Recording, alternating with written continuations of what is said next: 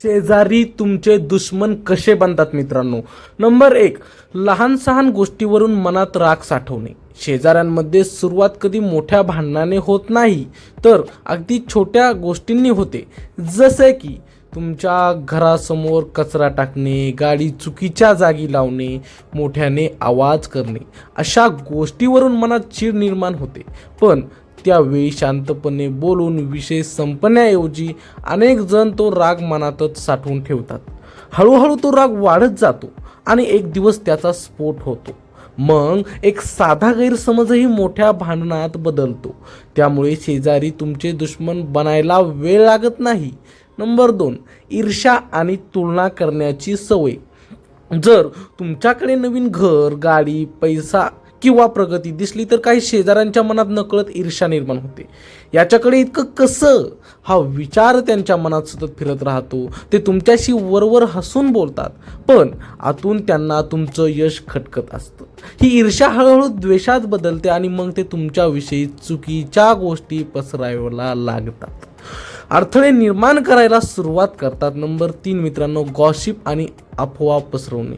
गावात किंवा परिसरात काही लोकांना दुसऱ्यांच्या आयुष्याबद्दल बोलण्याची खूप सवय असते. ते तुमच्या छोट्या चुका मोठ्या करून सांगतात, तुमच्या वैयक्तिक गोष्टी इतरांपर्यंत पोहोचवतात.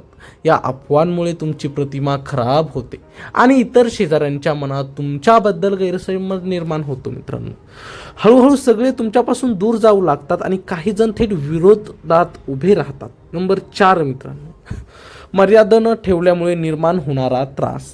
अनेक वेळा आपण आपलेच माणूस आहेत म्हणून शेजाऱ्यांना जास्त मोकळीक देतो, पण त्यांचा गैरफायदा घेतला जातो. वेळेवर येणे जाणे, वस्तू उधार घेणे आणि परत न देणे, तुमच्या वैयक्तिक आयुष्यात ढवळाढवळ करणे, या गोष्टी वाढत जातात.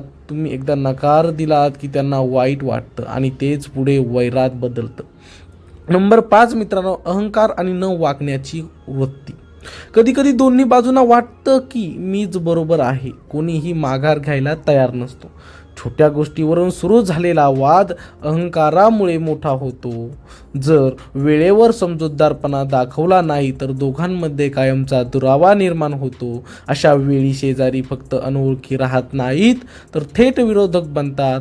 नंबर 6 मित्रांनो, संवादाचा अभाव आणि गैरसमज. सगळ्यात मोठं कारण म्हणजे नीट संवाद न होणे. एखादी गोष्ट स्पष्टपणे विचारली नाही तर मनात वेगवेगळे अंदाज तयार होतात. त्याने मुद्दाम केलं, तो माझ्या विरोधात आहे, असे विचार मनात येतात. हे गैरसमज वेळेवर दूर केले नाहीत तर ते वाढत जातात आणि नातं पूर्णपणे तुटतं. नंबर 7 मित्रांनो, दुसऱ्यांच्या आयुष्यात जास्त ढवळाढवळ करणे. काही शेजाऱ्यांना दुसऱ्यांच्या आयुष्यात खूप जास्त रस असतो. कोण येतो, कोण जातो, घरात काय चालू आहे, कोणाशी बोलतो, अशा प्रत्येक गोष्टीत लक्ष घालण्याची सवय असते. सुरुवातीला ते काळजी घेण्यासारखं वाटतं, पण हळूहळू ते हस्तक्षेप वाटायला लागतं. तुमच्या वैयक्तिक गोष्टींमध्ये सतत लक्ष घालणं, सल्ला देणं किंवा चौकशी करणं, यामुळे तुम्हाला त्रास होतो. एक वेळ अशी येते की तुम्ही त्यांच्यापासून दूर राहायला लागतात आणि त्यांना हे अपमानासारखं वाटतं. इथूनच नातं बिघडायला सुरुवात होते मित्रांनो. नंबर 8 मित्रांनो, मदतीच्या नावाखाली स्वार्थ साधणे. शेजारी म्हणून काही वेळा मदत करणे गरजेचे असते, पण काही लोक मदतीच्या नावाखाली स्वतःचा फायदा करून घेतात. गरज नसताना वारंवार मदत मागणे, तुमच्या वेळेचा वापर करणे आणि तुम्ही नाही म्हणलात की राग धरणे, हे सगळं हळूहळू त्रासदायक होतं. तुम्ही मदत थांबवली की त्यांना वाईट वाटतं आणि ते तुमच्याबद्दल नकारात्मक विचार करायला लागतात. नंबर 9 मित्रांनो, इतरांच्या बोलण्यावर लगेच विश्वास ठेवणे. शेजाऱ्यांमध्ये भांडण वाढण्याचं एक मोठं कारण म्हणजे एकीव गोष्टीवर विश्वास ठेवणे.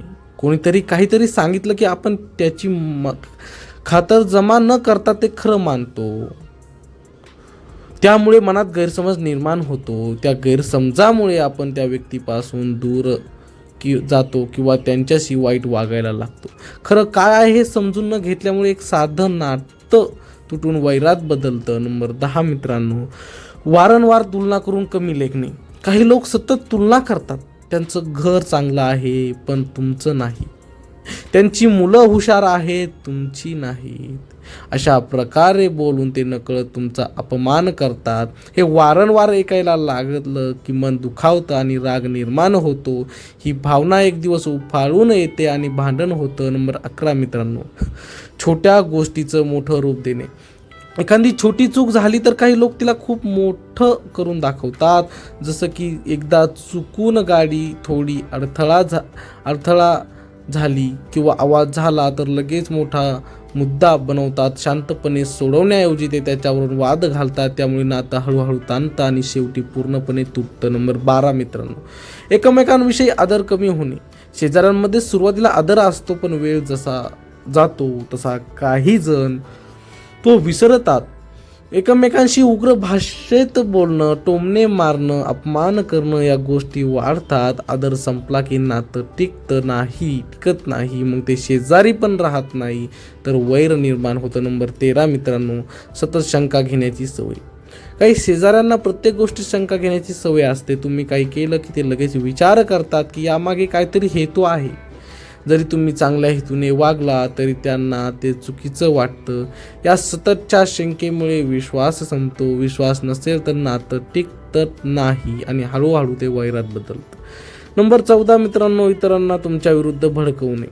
काही लोक थेट भांडण करत नाहीत, पण त्यामागून खेळी करतात. ते इतर शेजाऱ्यांना तुमच्या विरोध बोलायला लावतात, चुकीच्या गोष्टी सांगतात आणि वातावरण बिघडवतात.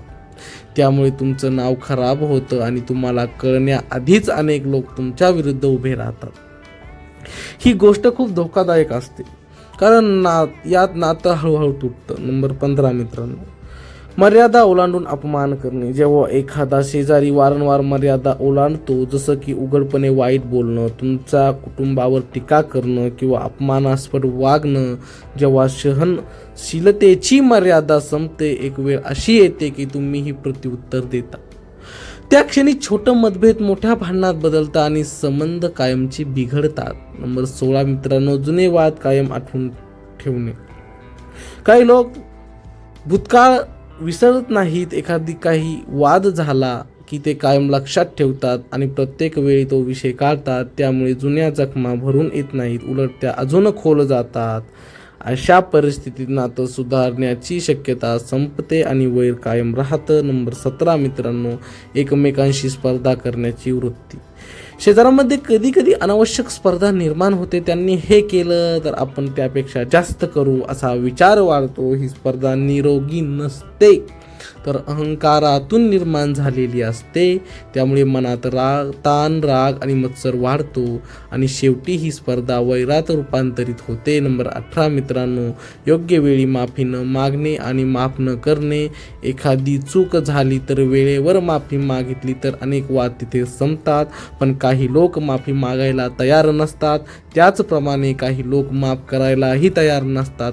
त्यामुळे छोट्या चुका मोठ्या होतात. तर दोघांपैकी कोणीही पुढाकार घेतला नाही तर नातं तुटतं आणि शत्रुत्व निर्माण होतं. मित्रांनो, असेच आमचे नवनवीन व्हिडिओ पाहण्यासाठी चॅनलला सबस्क्राईब नक्की करा आणि भेटूया अशाच एका पुढच्या व्हिडिओमध्ये. तोपर्यंत धन्यवाद.